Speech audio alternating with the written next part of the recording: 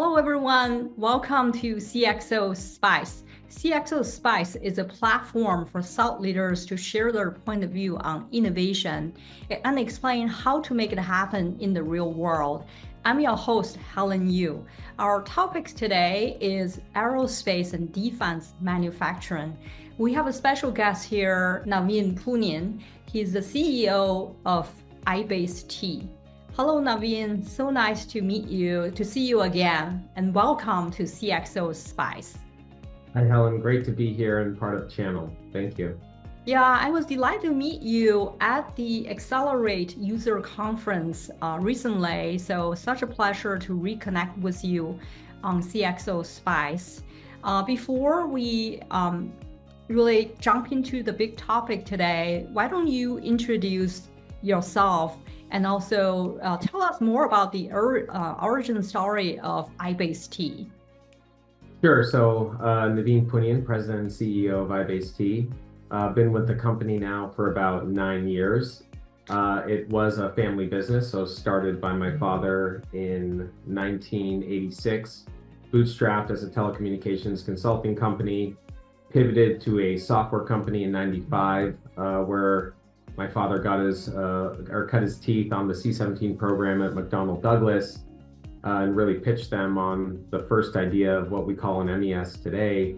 But really, how do you manage process and build really complex products leveraging software to really control it?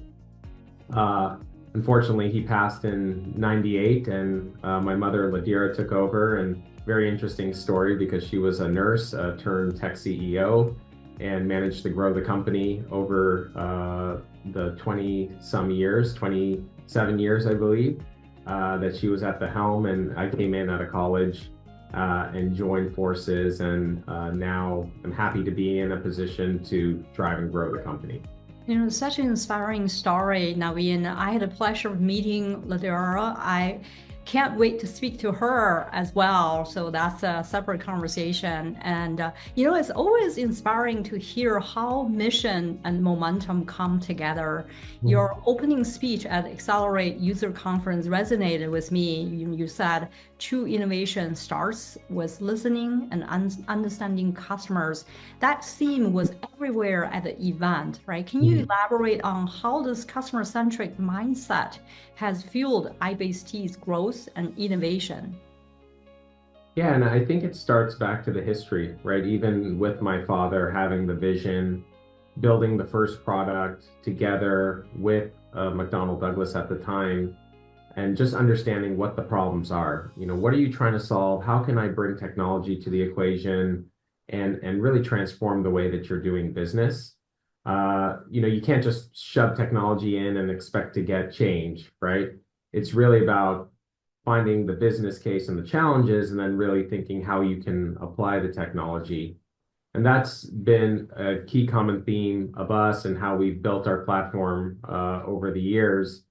And, you know, and I've even seen the other side of where you try and build things and you want to be visionary and try and get products out to market. But, you know, sometimes if you build in a vacuum and in a bubble, you don't hit the mark either.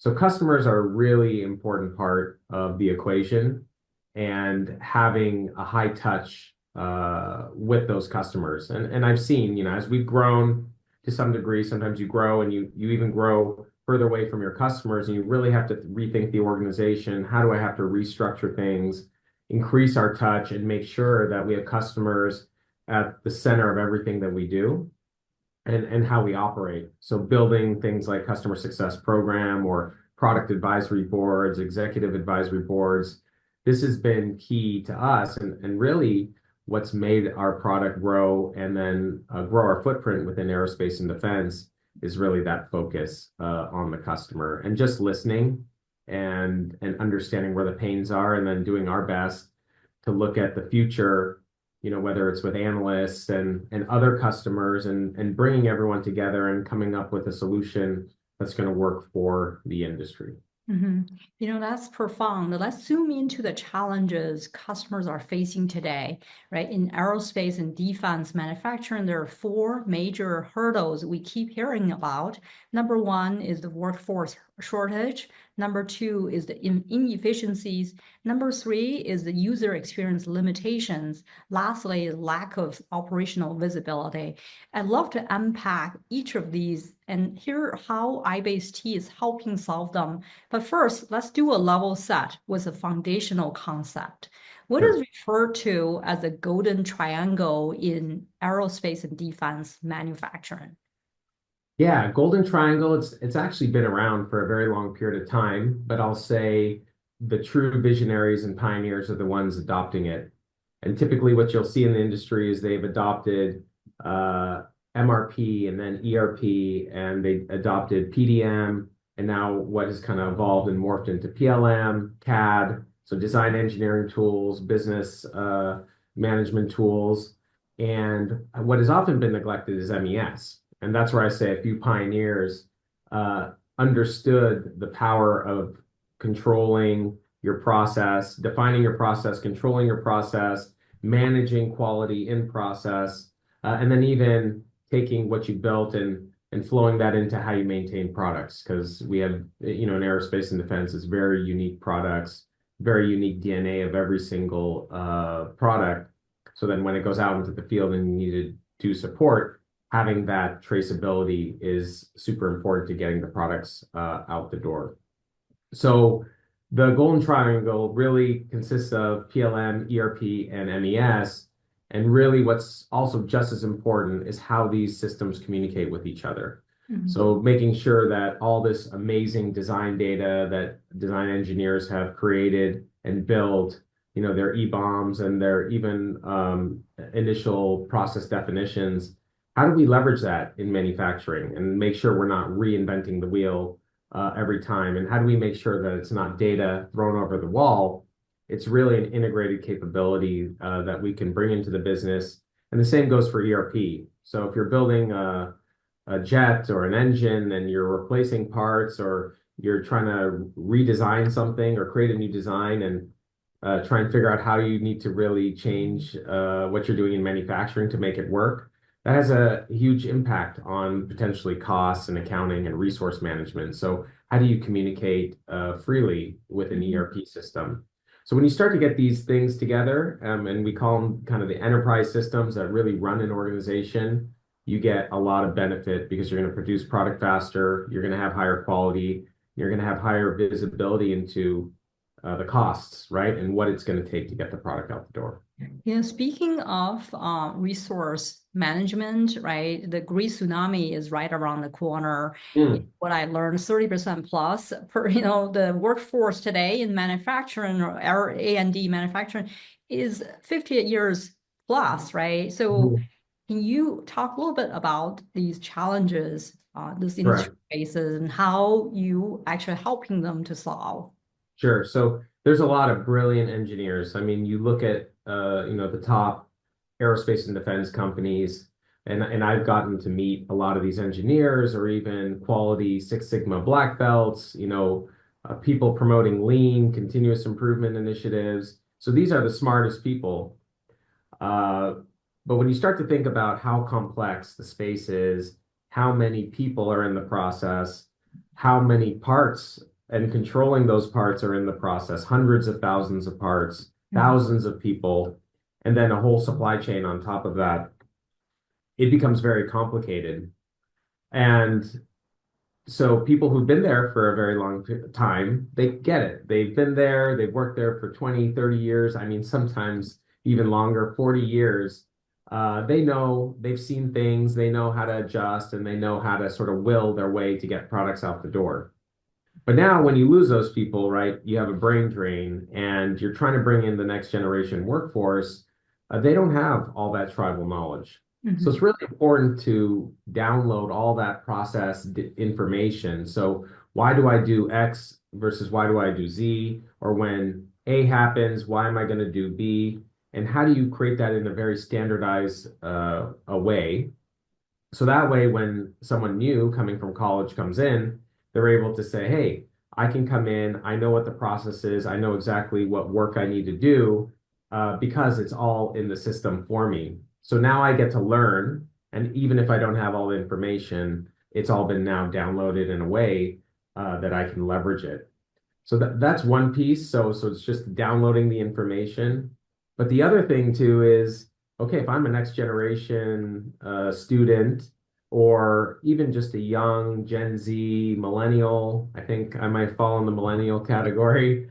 Uh, you want to work with really fun, sexy, new Oh, technologies, yeah. things like AR, VR, and Digital twin. AI and all these things that are coming to the market, and even just your app. So you have your cell phone here, and you open up an app, and it's super easy. It's super easy to do. Like, so how can I actually start leveraging these tools as well while I'm on the shop floor? Like maybe I want to take data collections or perform work on my tablet or an iPhone, or maybe I want to take the work instructions from our type of solution and be able to see it in an AR, VR sort of environment where I can see, what's wrong and what work I need to do and how am I going to complete it and get, more fine-tuned instructions on how I perform that work. And so the old way of running your shop, which is often on paper, a bunch of cobbled together homegrown solutions, a bunch of pinpoint solutions that are stitched together.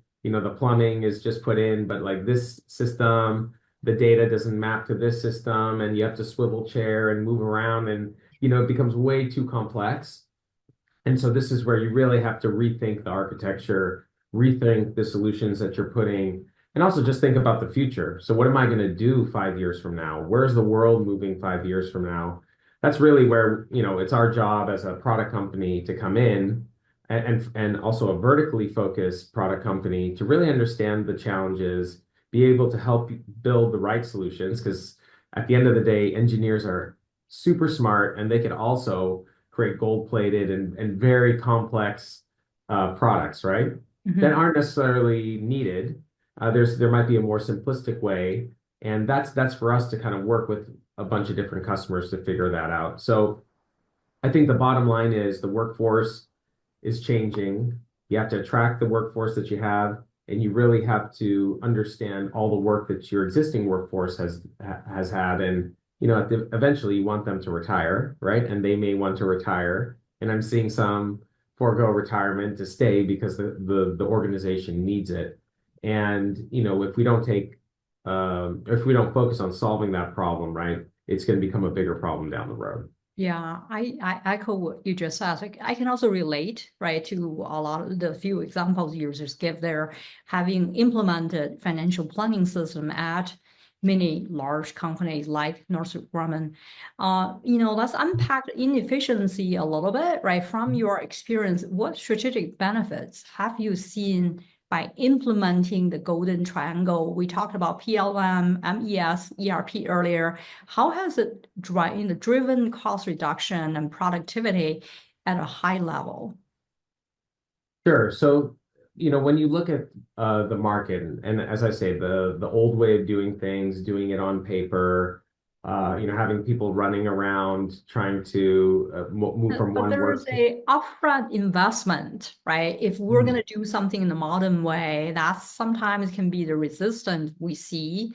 And how do you help companies justify that upfront investment? Sure. So I think it's super important to really understand how I do work today and what it's going to look like tomorrow, right? And I think what's also important is being able to show them. So show them in the software application that they can do this, right? Mhm. It's similar to Salesforce. Salesforce comes in and says, okay, you're managing your sales team in a certain way. Your processes are all in people's heads, and everyone's sort of not really following a process. And how are you going to do quoting? What are all the different gates that you need to do, and what's all the information you need to collect, right? They really standardize all that. So one is you got to document it, but you got to put it into a system that allows you to uh, flow this through your life cycle. And so that's where a software like ours really helps with efficiency, right? So you really have to understand how to streamline the work that you're doing. And honestly, you're changing a lot of processes. Mhm. So it's really not just I'm putting in an MES solution or an MRO solution or an enterprise quality management solution. I'm actually changing the way I perform my work. Mhm. And how we built our application is trying to take best practices into account and making sure people are defining a process and executing a process in the most efficient way that they can. But sometimes it's not going to be the most efficient way. There's going to be room for continuous improvement, and I may want to change my process, and I may want to have a Kaizen event to understand what went wrong and what's good and what needs to change to make this more efficient.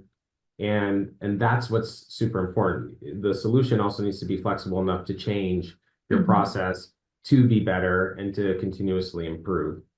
So, I think that's one aspect. And then again, getting people on board is extremely important, right? And so, you're not going to see efficiencies because you can buy any software.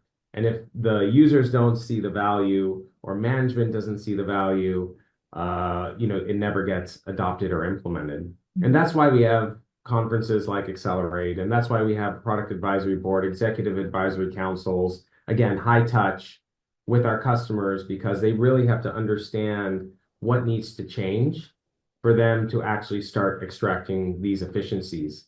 Because and over years, we've built tons of logic into our application, let's say 5,000 different features and functions and capabilities in the solution.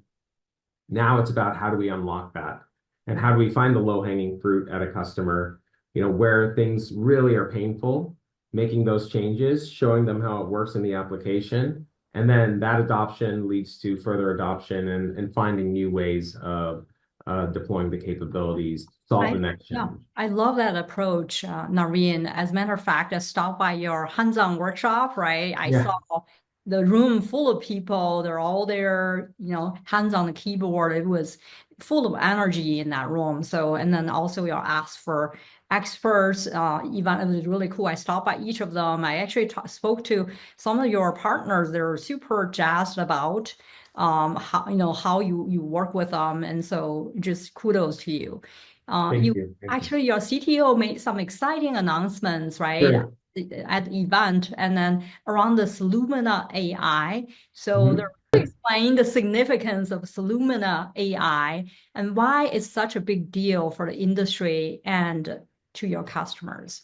Sure. So, AI, and I talked about this at our conference, it's a big buzzword, and it's a big buzzword in the market. And, the fear is don't go just chasing a shiny object, right? AI is definitely a shiny object, but really this again, goes back to what problem are we trying to solve? Let's understand what problems are and then how AI can solve it. And so there's a few different ways that we're looking at it. And actually, if you just look at the market and see where some of the low-hanging fruit are, you'll see a lot of different software companies taking this approach. But I think, what's the underpinning piece that's so important about an AI strategy? It is the data, right? And having really strong, contextual, robust, relevant data in your systems. So you can have an AI strategy with a bunch of different solutions and be able to cobble together things that will work and will give you a change. But, this is why I think a solution like ours is a platform, and we really have all stakeholders. If you're manufacturing a solution, you're all working in the system. And that's absolutely important because you have all the associativity of all the different work cells and centers and suppliers and parts and pieces and process data. And we've really created this data architecture for you. And now with the power of AI, we can unleash that for the customers. And so we're looking at it in having a digital SME. So again, I have my solution. You could have a solution like Excel, right? And I use Excel for maybe 5 or 10% of its capabilities. But what if I want to learn more? Hey, how do I do this? Or hey, how do I do that? How can I actually almost teach myself how to use the application better, right? And find all the new ways of using it, or just ask it any question. Like, I need my software solution to integrate to SAP. So how do I say, hey, how would you integrate to SAP? Or what is the architecture or the architecture of what needs to happen, or what's the benefit? We have that even in our database. What's the benefit of integrating SAP to our solution? So having a digital SME or a Solumina expert is great because you get all the benefits of having, honestly, a Solumina expert that spans our entire organization. So we That's have data so in there. important for new hires, onboarding as well, right? Exactly. So we have, and it's for whatever role you are. I Mhm. might be in a sales role. I might be in a technical deployment role. I might be in a functional, I'm a mechanical engineer and I need to do XYZ in the solution. So it's built for everyone because it's really based off of the data that we have, right? Yeah. So that's one piece. Another piece is just intelligence, right? So you think about, I mean, if you're familiar with Atlassian and Jira, right? You know, we use Yeah. Jira to manage our software development process. You can look at the same thing as, you know, you're building a rocket or a satellite, right? I have a specific process and I'm telling you everything that I'm doing, all the work that I'm doing, where are the quality issues that are happening, how long did it take me to go from point A to point B? You know, I have to go from point A to point Z, but all the different, you know, handoffs that happen, you're starting to track all that information. So now you can run AI and intelligence on that, and you really can get KPIs in real time. Did I have a good day today on the manufacturing floor? You know, how many work orders did I complete? You know, which suppliers are performing well? So again, all that data is super important. And then we have another a capability which is just data loads into our system. So we have customers who are on paper, old systems. How do I take that? And sometimes we're talking hundreds of thousands of documents Mhm. and bring that into our application. So we have the framework that you need, but sometimes you just need people, you know, you're hiring interns or you need people to key in all this information. Well, how about we take your 2D you know, paper documents and we automate that capability into our solution. So sometimes even AI, just the smallest things, has a huge value. And I'm actually talking about millions of dollars of value being delivered back to the customer just on loading paper documents into our solution. So again, that's one aspect. And then what's the next one going to be? You know, we're looking at agentic AI and, you know, how Mhm. do we start completing things and Mhm. doing things for the customer, right? And we'll work on behalf of them so they don't have to do all this work, you know. And again, what's the end goal? It's automation. How do we automate a lot of these capabilities to make it easier for the customer?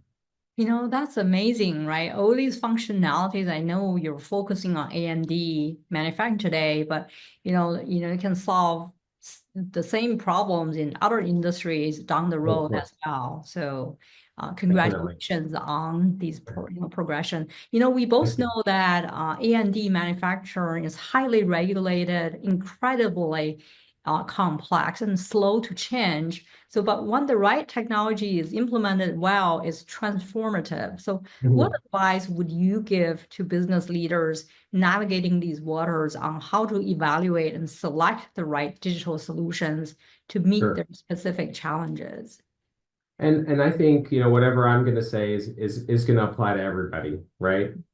Not just aerospace and defense, but you know, even with us and our customers. But you really have to look at finding the right digital solution that understands your space or was built for your space, right? So if your solution was built for, let's say, process manufacturing, like I'm gonna build a bunch of sunglasses, you should probably look for a solution that has its DNA or has grown up solving those problems, right? And has built an organization around that. Because it really takes an organization to create a product, the whole product management piece, and to support the product for that type of manufacturer, right?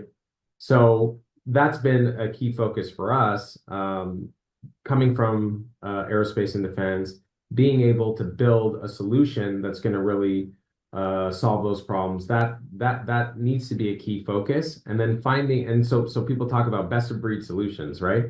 You really want to focus on getting best of breed solutions that has a lot of capability out of the box. Mhm. You know, you may need to do extensions or customizations because it's inevitable. I mean, it's still aerospace and defense, and these are very complex environments with very unique needs sometimes for those last mile deliveries.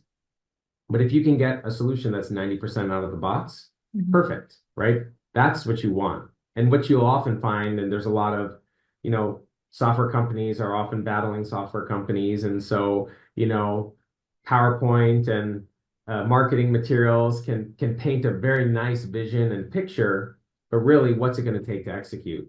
And if you have a solution that's only a 20% fit, and you're going to have to do 80% customization, and again, too much customization is never ever good because you're going to have a one-off solution that won't have an upgrade path, and what's the next technologies you want to integrate? You're going to have a kind of a Frankenstein system, right? That you're going to have to manage. And So, that's a great segue to the next question I have. One of the most memorable sessions at Accelerate was Northrop Grumman's panel, specifically around customization, hmm, configuration, and managing large-scale change management, right? I learned that they migrated 10,000 users from your G series to I series in a remarkable short time. sure. What really contributed to this accelerated time to value? What lessons can others take from that? Yeah, I think people need to understand that, the way the world of software is going, and in aerospace and defense, is typically deploy a monolithic solution and, you know, monolithic solutions, very hard to upgrade. You have to pull it down, you have to stop production, and then you have to bring it back up. Um, and that's where we spent a lot of time in our software to modularize it, right? How do we build components or build the Lego pieces of the whole solution? So you still get the whole solution, but you now get it in different microservices, right? So you can update and add capabilities in one area without having to bring the whole system down. And so I think when you look at aerospace and defense, it's a little slow to adopt. And I'm sure there's other industries as well that are just a little slow to adopt versus others. But really, this is the future, right? Being able to leverage things like open source and all the innovation that goes into that. And this is what Google and Netflix and all these companies are doing is important. And I think Northrop Grumman, it was important that they recognize that because they were Mhm. a little uncomfortable at the future and the future technology stack and what it looks like. But then, they see the capabilities. And when you can show the capabilities of why a re-architecture happens and Mhm. how they're going to benefit, but also give them assurances on things like security, right? How do I make sure I still have a secure environment? I'm going to have all the capabilities that I had before, and maybe there's just so much more that I'm going to be able to do. That's, I think, really important. So any software company who wants to move their customers forward, I mean, they have to build a better product, right? Mhm. Because Mhm. again, that's the carrot that's going to pull you forward. And I think that was a key thing. And then, at the conference, we had a lot of, I would say, Northrop Grumman, let's say users or people who are making that journey, and they get to see what are we working on. Oh, I'm going to have Solumina AI capability. I'm going to have model-based enterprise and have these new things that are really going to make me bleeding edge in the industry. And that just makes them want to move forward. And I think that's key. Change management, people management, that's super key. So the more you can excite them and the more you can make them part of the process and make them feel like they're a part of this decision, and it's not just something being, shoved down. Okay, you got to go do this upgrade. Yeah, Mhm. why? Why do I have to do this upgrade? Or why are we moving in this direction? The more you can explain that and actually have them want it, the better to make Yeah, that. what really resonated with me was the fact that your team, your customer success team, really taking customers' needs as the center rather than focus on selling anything to them. Yeah.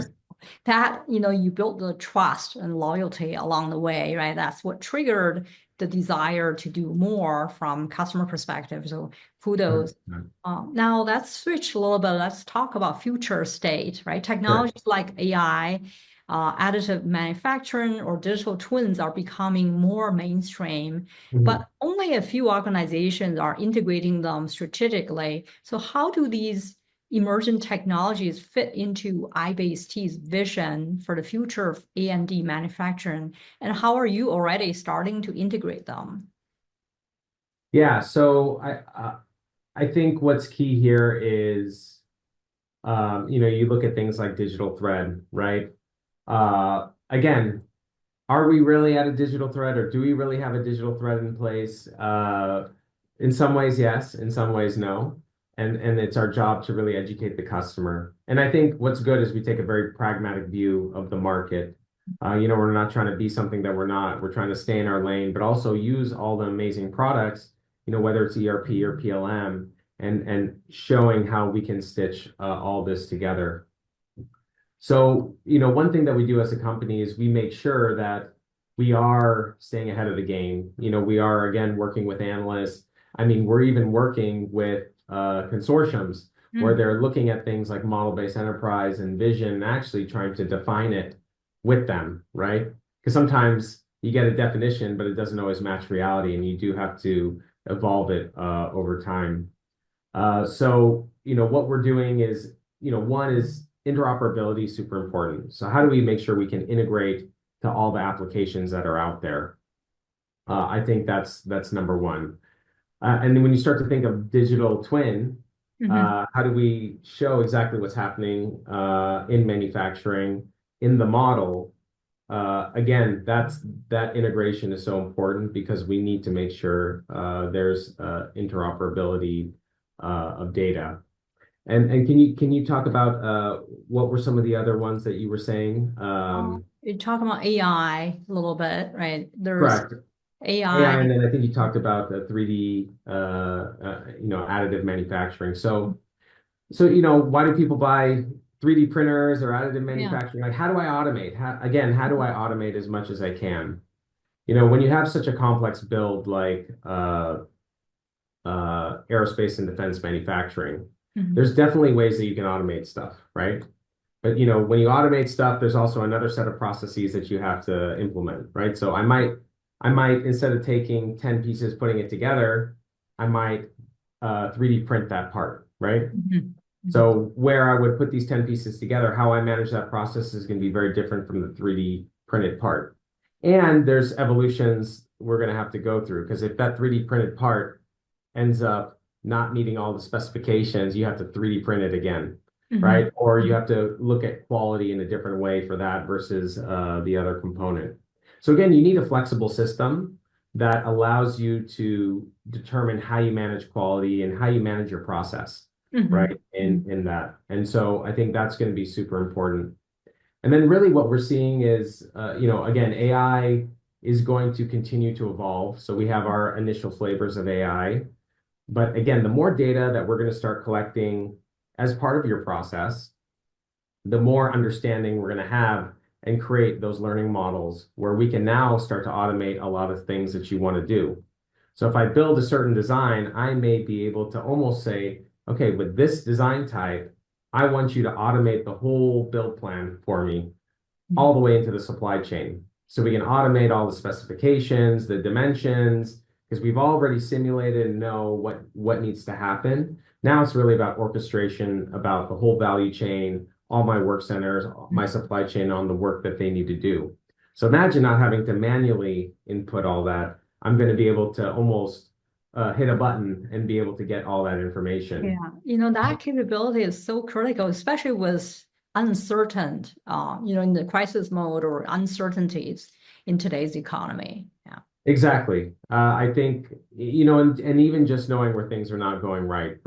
Just being able to have that visibility is going to be important. And so I think it's agility, right? I think the word is agility. So how do I leverage, the technologies and make sure I do all the right things? And again, integration matters, because if my design changes, my process is going to change. You want to have that agility so you can adjust if the economy's bad or some of the things that are happening. So how do I adjust? Like maybe my supply chain, and I had a lot of manufacturers in China, or they're now pivoting to the US, or they're moving to India. How do I do that? And you need a digital format to do that. Or how do I innovate the next product, right? And how can I use AI to build a better product for next time? Absolutely. Here comes to my last question.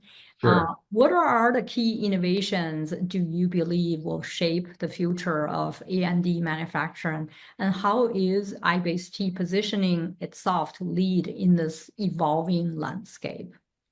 Yeah. So I think we've had things like aircrafts and we have satellites and we have a lot of great stuff, right, in the market. I think what you're seeing though is everyone's trying to rethink, so we've been doing things a certain way in A&D. So let's get efficient. Let's build a better product, build it faster, have it be more cost effective, which is great. But then you're starting to see things start to change, right? So I want to bring and electrify, eVTOLs. I want to bring them to market. I want automated vehicles to come to market. I want to electrify my aircrafts. I want an electric engine, not a gas engine. Sustainability continues to be a major piece that will be a focus, as long as, the fires and the winds and, all that stuff is continuing to happen. So how do I change my products and be able to build better products faster? Mhm. Again, I think you need that base foundation to manage that. And using a solution like ours and Solumina, how do you have your data sets of what you built, and then how are you going to reimagine and redesign it, and then be able to understand what the impacts are going to be to manufacturing? Mhm. So the need for traceability, serialization is just becoming more and more necessary because Mhm. one, I mean, in A&D, it's compliance, but really you need all that for quality.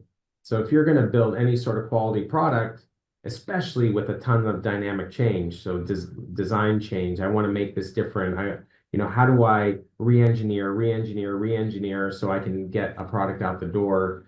That complexity goes up, and you really need a system to manage all that complexity. And I do think the complexity is only going to increase, right? Our products aren't getting more simple. They're using, let's say, nanotechnologies that are in it, or a lot of solutions are now even having its own software, right? Mhm. So how do I manage software within a product and in as part of a bigger build? So I think, these are some of the things that we're going to have to think of too.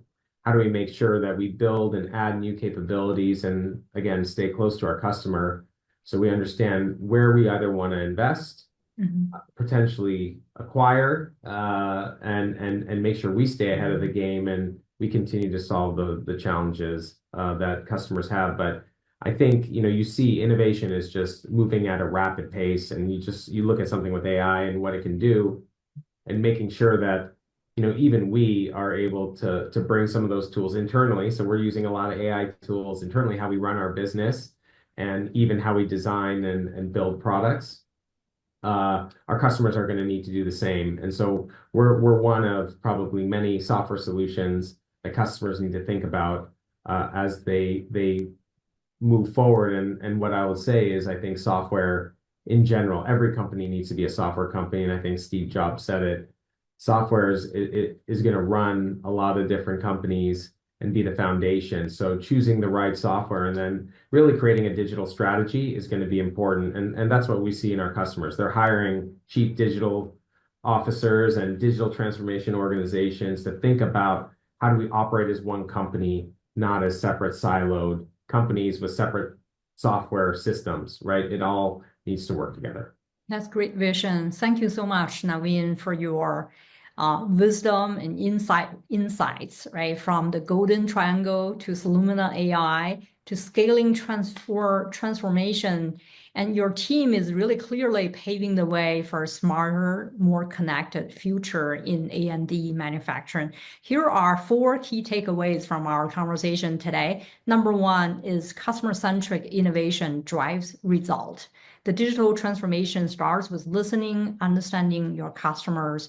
And that's really reflected in iBaseT's focus on solving real customer pain points that continues to guide your most impactful innovation, right? Your story Yep. with Northrop Grumman really reflected that. Number 2 is the golden triangle. It's a strategic game changer.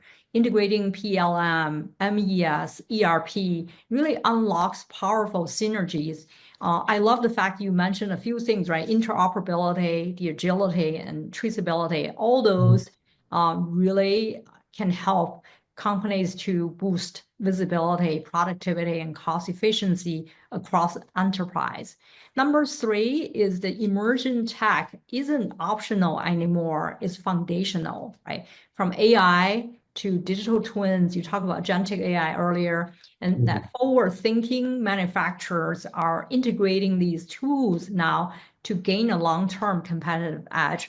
I noticed that you actually use those, right? Lumina AI is one of the examples. You actually leverage AI to run your own business, so kudos. Lastly is the speed, scale, and simplicity are the new mantras, Mondays, right? Whether it's migrating thousands of users or driving measurable time to value, success today demands platforms that are agile, intuitive, and scalable. And I would say, iBase I love the fact you share the Solumina, you talk about digital and SME, you talk about intelligence, and then Scan AI. All those solutions are really agile, intuitive, and scalable. Thank you so much for the innovation and then your forward-thinking vision to help customers solving real problems. And then thank you everyone for joining us today. Stay hungry, stay bold, and stay grateful.